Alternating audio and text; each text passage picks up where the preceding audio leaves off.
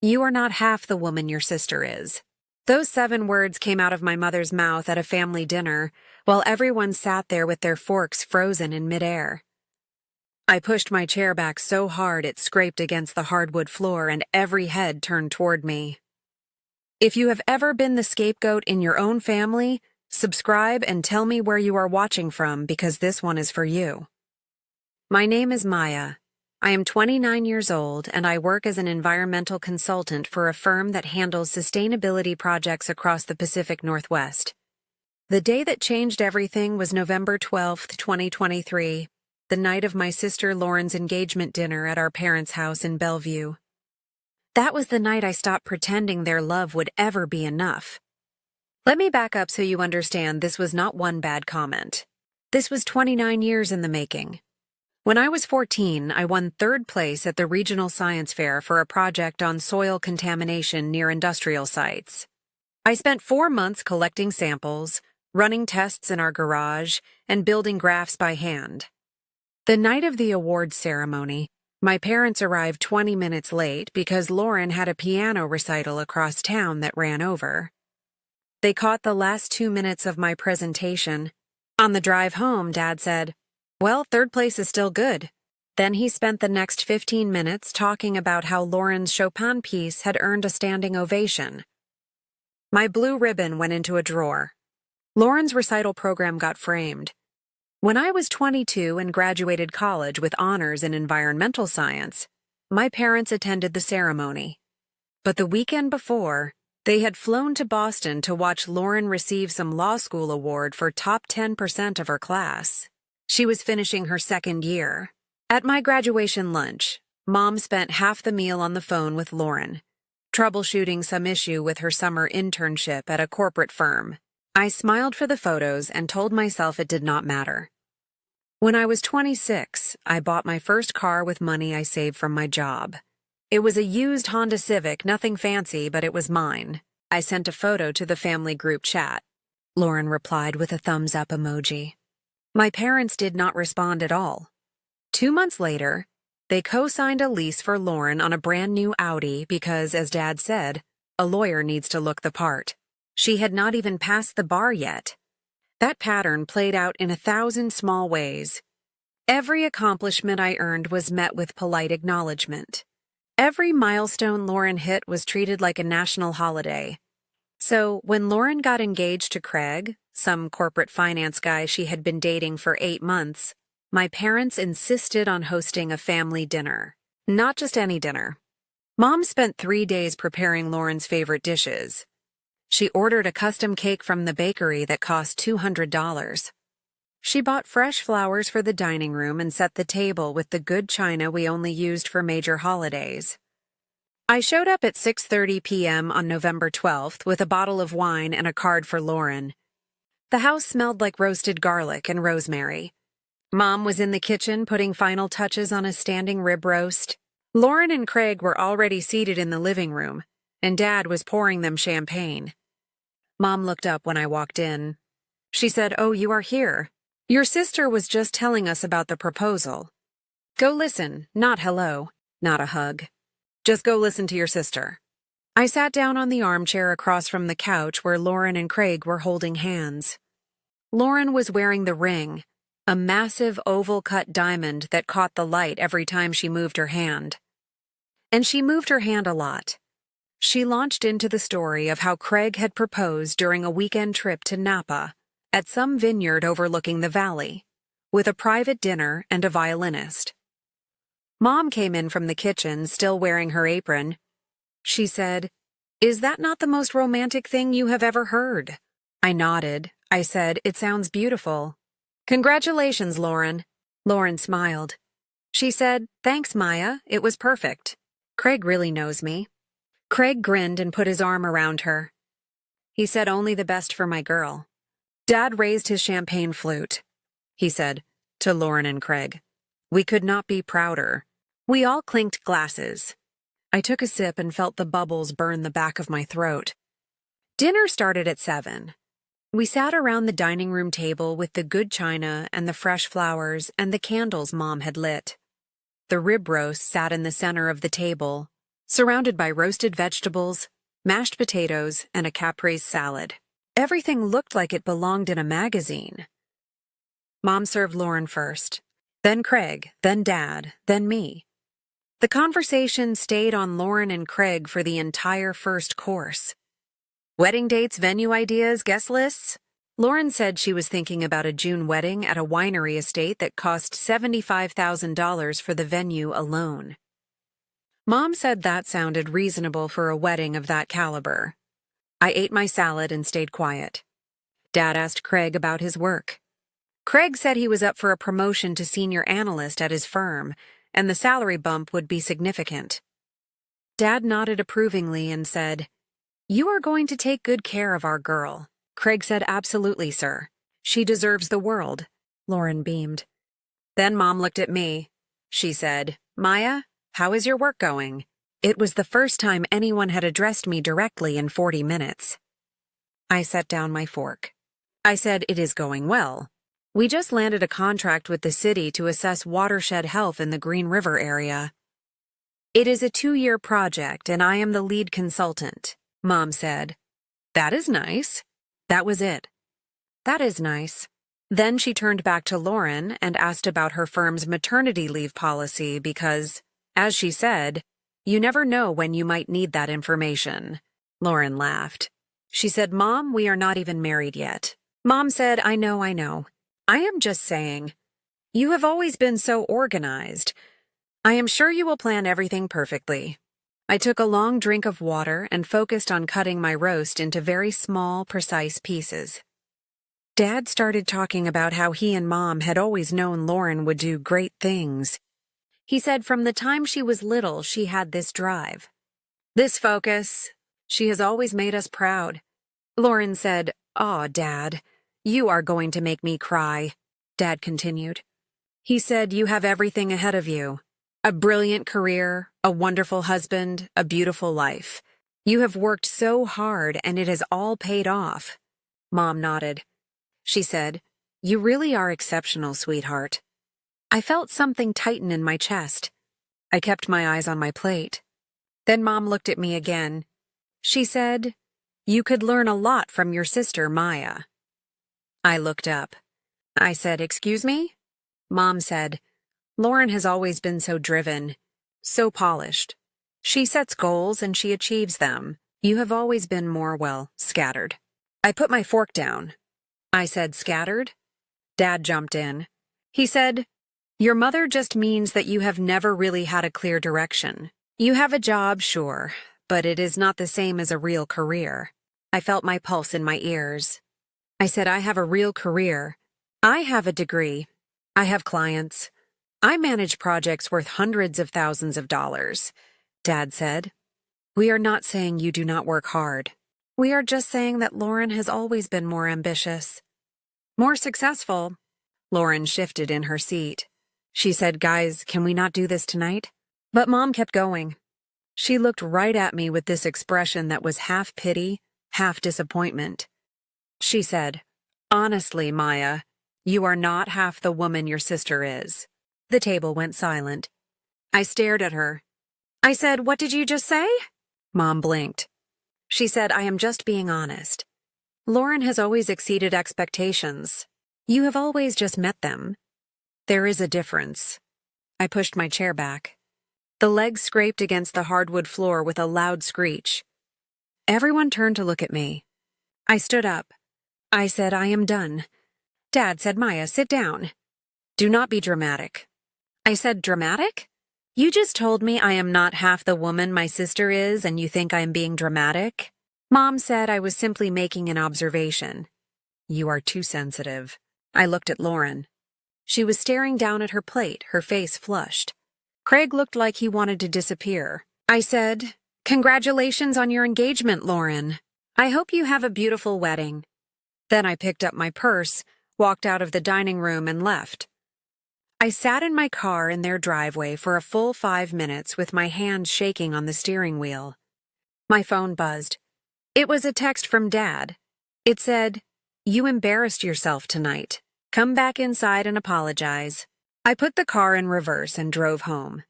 That night, I sat on my couch with a cup of tea and my laptop open. I started going through old emails, old text threads, old photos. I needed to know if I was overreacting. If maybe I was too sensitive, like Mom said. I found the email thread from when I got my first consulting job. I had written to my parents with the subject line, "I got the job." I opened it. My message was 3 paragraphs long, explaining the role, the salary, the projects I would be working on. My mom had replied 2 days later with, "That is great, honey." Dad had not replied at all. I found the group chat message from when Lauren got her first law firm offer. She had written one sentence. "I got the offer at Dalton and Pierce." My parents had replied within minutes. Mom sent 4 exclamation points and 2 heart emojis. Dad wrote, "We always knew you would make it. So proud of you." I opened my photos. I found the picture from my college graduation. In the photo, Mom was checking her phone. Dad was looking off to the side. I was smiling, holding my diploma, looking straight at the camera. I looked so hopeful. Then I found the photo from Lauren's law school graduation 2 years later. Mom and Dad were on either side of her, arms around her shoulders, all 3 of them grinning. The photo was framed in their living room.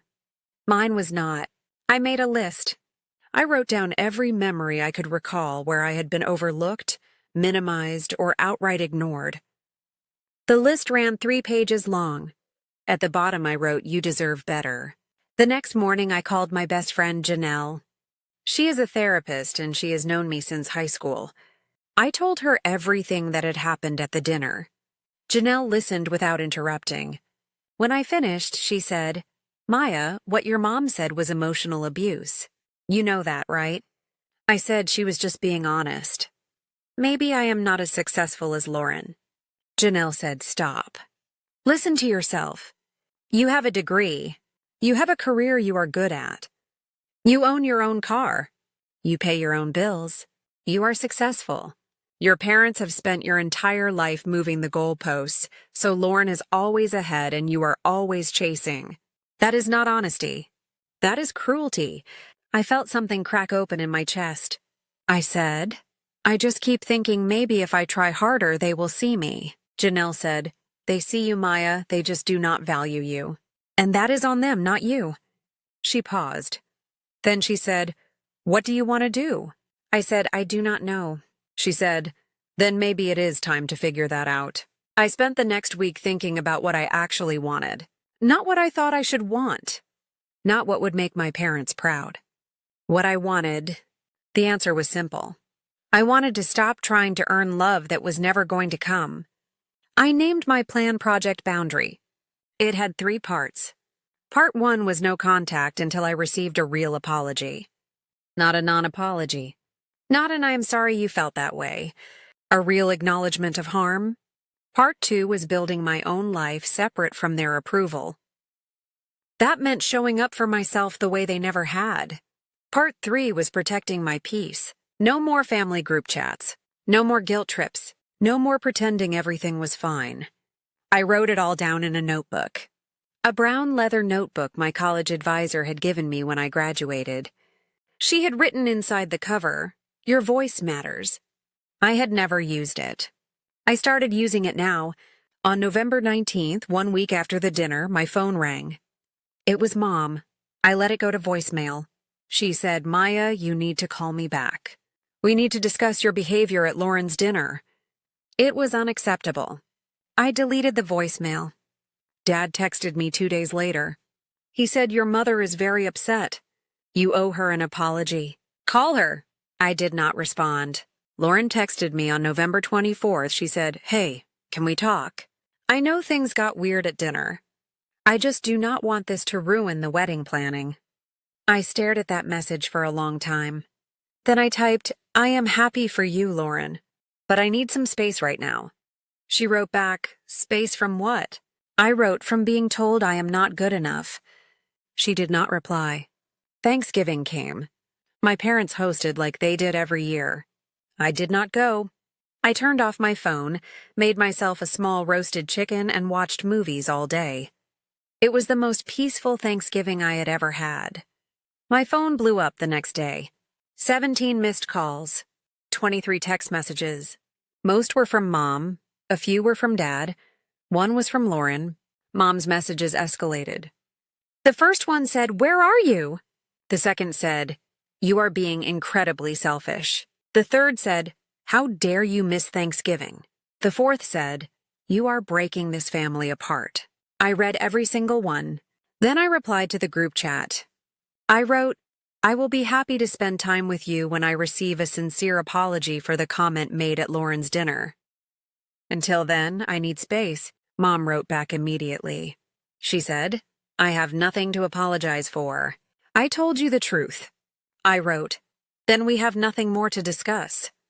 I muted the group chat. December came. I threw myself into work. The Green River project was ramping up, and I was spending long days in the field collecting samples and meeting with city officials. My boss, a woman named Karen who had been in environmental consulting for 20 years, pulled me aside one afternoon. She said, "You have been doing exceptional work on this project. The city specifically requested you for the next phase." I said, "Really?" Karen said, "Really? You are good at this, Maya. You should know that." I felt something warm spread through my chest. I said, "Thank you." She said, "I mean it. You have a future here." I went home that night and wrote it in my notebook. December 8th. Karen said I'm good at this. Someone noticed. On December 15th, Lauren called me. I almost did not answer, but something made me pick up. She said, "Maya, I need to talk to you about the wedding." I said, "Okay." She said, "I want you to be a bridesmaid. But Mom and Dad are upset that you have been avoiding everyone. They are threatening not to help pay for the wedding if you do not apologize and come to Christmas." I took a breath. I said, "So they are holding your wedding hostage to force me to apologize for being hurt?" Lauren said, "It is not like that." I said, "What is it like then?" She was quiet for a moment. Then she said, "Look, I know Mom can be harsh, but she does not mean it the way you took it." I said, "She told me I am not half the woman you are." How exactly should I have taken that? Lauren said, "She just wants you to be more successful. She wants what is best for you." I said, "No, Lauren. She wants me to be you. And I am never going to be you. I do not want to be you. I want to be me. And if that is not good enough for them, then I am done trying." Lauren said, "You are really going to throw away your whole family over one comment?" I said, "It was not one comment. It was 29 years of comments. This was just the one I finally heard clearly." She said, "I do not know what you want me to say." I said, "I do not want you to say anything. I want you to have a beautiful wedding. I want you to be happy, but I am not going to set myself on fire to keep everyone else warm." Lauren said, "Fine. I will tell them you are out." She hung up. I sat on my couch and cried for an hour. Not because I regretted what I said, because it hurt to finally admit that my family did not see me the way I needed them to. Christmas came and went. I spent it with Janelle and her family. Her mom hugged me when I arrived and said, "We are so glad you are here." Janelle's little niece, Emma, sat next to me at dinner and told me all about her science project on recycling. I helped her brainstorm ideas, and she looked at me like I had just handed her the secrets of the universe.